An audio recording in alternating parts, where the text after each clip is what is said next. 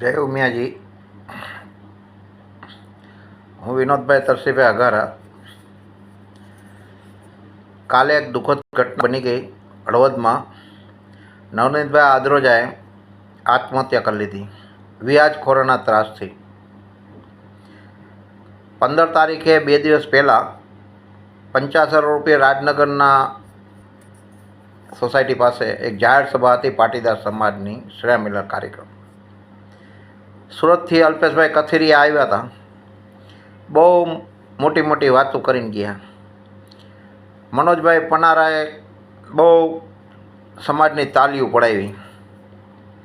જનકાંત્રી સભા કેપિટલ માર્કેટે થઈ હતી 2 મહિના પહેલાં 3 મહિના પહેલાં। ત્યારે ટીડી પટેલ મનોજ પનારાએ આહવાન કરેલું, હવે કોઈ ફરિયાદી નહીં બની, આરોપી બનશું। જો તમે આ 3 મહિના ગાળામાં જેટલી ફરિયાદો કરાવી એના કરતાં 2 જગ્યાએ તમે ક્યાંક આરોપી બન્યા હોત ને તો આડો દ્વારા નવનીતભાઈ આદ્રોજાનો જીવ બચી જાય। પણ તમારે તો શું છે, સમાજની તાલીઓ પડાવી છે, ભાષણ કરવા છે, માઇક દઈ દો તો 1 કલાક મૂકતા નથી, સાચી વાત કહેતા નથી। તમે કાયમ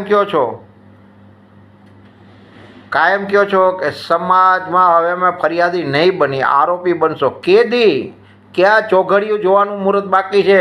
ક્યાં બ્રાહ્મણભાઈ મુહૂર્ત જોડાવવું તમારે? આવી યુવાનો આત્મહત્યા કરી લે પછી તમે આરોપી બનશો? 2-4 જણાને મોરબી જિલ્લામાં તમારામાં તાકાત ન હોય તો આ બધા ફતવા બંધ કરો। અમે ગઈઢા થઈ ગયા, પણ જે અમારી તાકાત છે, રવાપર ગામે એક અહુર હતો, લીલાપર ગામ ઉપર હાલી ગયો હતો, તેથી અમે એને ઘર ઉપર હાલી ગયા હતા અને અમે 48 મહિના સુધી કોર્ટમાં તારીખો ભરી છે। તમે હતા ભેગા, પણ તમે તો કમનસીબે આવી ગયા હતા। હવે તમારા આવા પ્રકરણ કેદી કરવા છે? એકાદો તો પરાક્રમ કરીને બતાવો મોરબીમાં। બંગડીઓ પહેર્યો, ભાષણના તમે બેતાજ બાદશાહ છો, તમારા રાજકીય પલ્લુ સીધા કરો છો અને યુવાનોને જેમ હાર્દિકે ગુમરાહ કર્યા ને એમ તમે પણ આ યુવાનોને ગુમરાહ કરીને તમારો રાજકીય પલ્લુ સીધો કરો છો। તમારા નામે એક પણ એફઆઈઆર કરાવો। મોરબી જિલ્લાના પાટીદાર સમાજ માટે તમે એકવાર તો એફઆઈઆર કરાવો અને એકવાર તો તમે આરોપી બનો। ગામમાં તમે કહો 100 લુખા હે, તમે 2 લુખાને તો આંટી આવો, તેવડો આંટી આવો 2 લુખાને અને આરોપી બનો। તમારી તાકાત નથી। તમે માઇકના નેતાના ભાષણ કરો છો ને એના નેતા છો, ભાષણના નેતા છો। મારે તમને શું કહેવું? સમાજનું હજી દાજે છે। આ તો અમારી ઉંમર થઈ ગઈ 61 વર્ષ, છતાંય હજી અમારામાં લડી લેવાની તેવડ છે। પણ તમે રહ્યા ને, તમે તો હદ કરી નાખી હવે સમાજ માટે। પાટીદાર આંદોલનના તમે 10 જે ધોરખા હતા ને, હોનાર, હાર્દિક પટેલ, અલ્પેશ કથિરિયા, ધાર્મિક માલવિયા, મનોજ પનારા, વરુણ પટેલ, નિલેશ એરવાડિયા, તમે બધાએ તો સમાજની ઘોર ખોદી નાખી અને આજ બધાએ તમારું રાજનીતિ કરવા માટે થઈને સભાઓ કરો, માઇક લ્યો, સમાજની તાલીઓ પડાવો, યુવાનોને લઈ જાઓ। તમે બધા સેકન્ડ હાર્દિક થવા માગો। એક તો હાર્દિક થઈ ગયો, હવે તમારે બધાને સેકન્ડ હાર્દિક થવું છે। એકાદ વાર તો આરોપી બનીને જેલમાં જાઓ 5-10 દી, એકાદ આહુરને તો આંટો, તેવડ હે નથી। બંગડીઓ પહેર્યો, બંગડીઓ કાંઈ ન થાય। તમે ભાષણના નેતા હો, સારું ભાષણ કરો અને ક્યાંક કોલેજમાં પ્રોફેસર થઈ જાઓ તો તમારું હાલશે। તમારા હાથમાં સમાજની દોર ન શોભે, રાજીનામા દઈ દો, ઘરે વહી જાઓ। અમે 60 વર્ષની ઉંમરે આજની તારીખમાં લડવા સક્ષમ હોય અને એકલા જ લડી છીએ અને હજી લડશું। જરૂર પડે તો સમાજ માટે।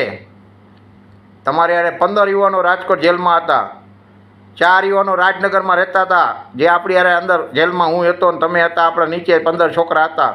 તમે એક પણનું સન્માન રાજનગર પંચાયત રોડ ઉપર કર્યું? 4 યુવાનો રાજનગરમાં રહેતા હતા, કાં ન બોલાવ્યા? તમે તમારું રાજકીય પલ્લુ સીધા કરોમાં। તમે સેકન્ડ હાર્દિક બનવાવાળા છો, આજથી તમારું નામ સેકન્ડ હાર્દિક જ રાખો, આ નામ ફેરવી નાખો। તમે સમાજના 10 ધુરંધરો, દિનેશ ભાંભળિયા, શું છે આ?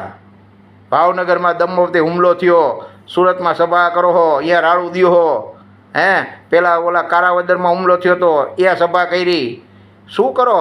કાલે હળવદમાં આપણો પાટીદાર સમાજનો નવયુવાન 40 વર્ષનો યુવાન આત્મહત્યા કરી ગયો. 2 દી પહેલાં તમે રાડું દેતા હતા સમાજ વચ્ચે.